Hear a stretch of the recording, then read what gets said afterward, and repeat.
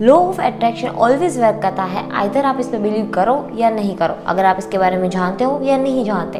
Law of attraction always work करता रहता है और जिन्होंने लॉ ऑफ अट्रैक्शन के बारे में जाना है वो चाहते हैं कि वो जो चाहते हैं वो उसको तुरंत ही मिल जाए या फिर आसानी से मिल जाए। तो इसके लिए वो मैनिफेस्टेशन टेक्निक्स और वो सारी चीज़ें आजमाते रहते हैं। लेकिन आज की इस वीडियो में मैं आपके साथ शेयर करने वाला हूँ मेरे ऐसी पर्सनल लर्निंग्स और मेरे ऐसे पर्सनल कॉन्सेप्ट्स जो मुझे बहुत ही ज़्यादा पसंद है। जब मैंने लॉ ऑफ अट्रैक्शन के बारे में जाना और समझा तब मैंने उनमें से कुछ ऐसे पॉइंट जो अपने माइंड को दे दिए थे कि भाई अब इसी की पैटर्न पे चलो ताकि आसानी से जो चाहिए वो हम पा सकें। तो वो सारी जो कॉन्सेप्ट है, लर्निंग्स है, वो मैं आपके साथ शेयर करने वाली हूँ जिससे आप भी आसानी से आपको जो चाहिए वो पा सको और वो प्रोसेस ना आपके लिए मज़ेदार और आसान बन जाए। हमारा माइंड कोई एक थॉट, एक प्रोसेस से चलता रहता है। तो अगर आपके माइंड में, आपके दिमाग में ऐसी कोई चीज़ आ गई जो आपको एक पैटर्न दे देती है कि भाई अच्छा इससे इस तरीके से सोचने से ये चीज़ हम आसानी से पा सकते हो, चाहे कुछ भी हो, हेल्थ, वेल्थ, रिलेशनशिप या फिर आप जो चाहते हो, वॉट एवर यू वॉन्ट, मतलब कुछ भी, तो आप इसमें फिट कर सको।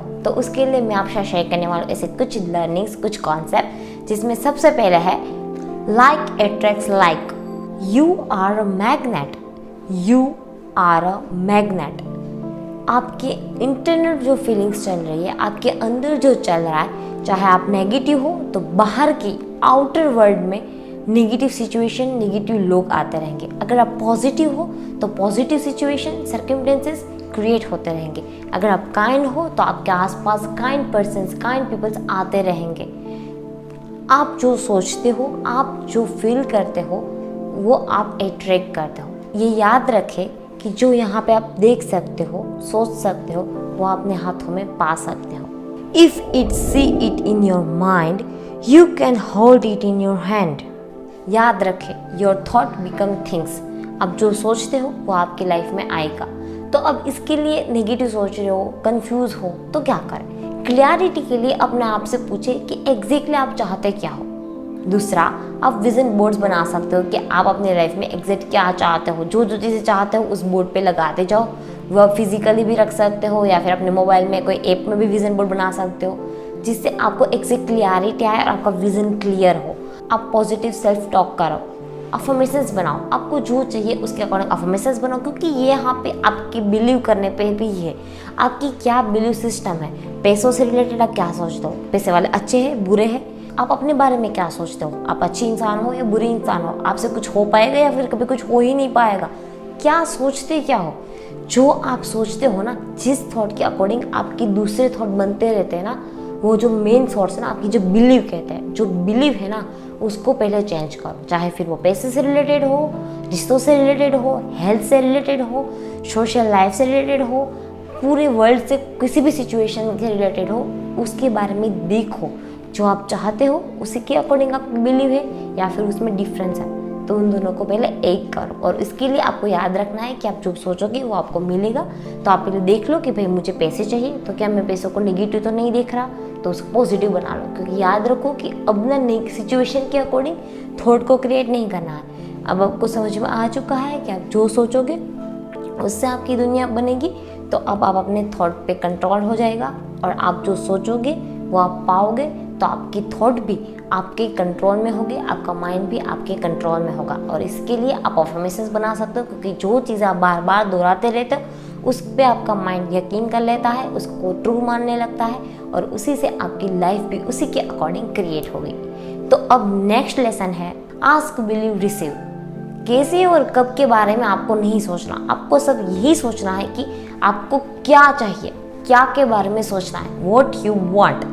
अभी आपको क्या चाहिए, ईयर के एंड होने तक आपको क्या चाहिए, इसकी आपके माइंड में प्रॉपर विजन होना चाहिए। एक बार आपका माइंड में क्लियरिटी आ जाएगी और आप उसको देख पाओगे अपने दिमाग में, तो उसको आप रियल में पा सकोगे। तो आपकी बिलीफ सिस्टम स्ट्रांग होनी चाहिए। जो भी आपने मांगा है, जो भी आपको चाहिए वो आपके पास है, आपको मिलेगा। ऐसे स्ट्रांग बिलीफ सिस्टम के साथ आप रहोगे तो आपको एक्चुअल में वो मिलेगा।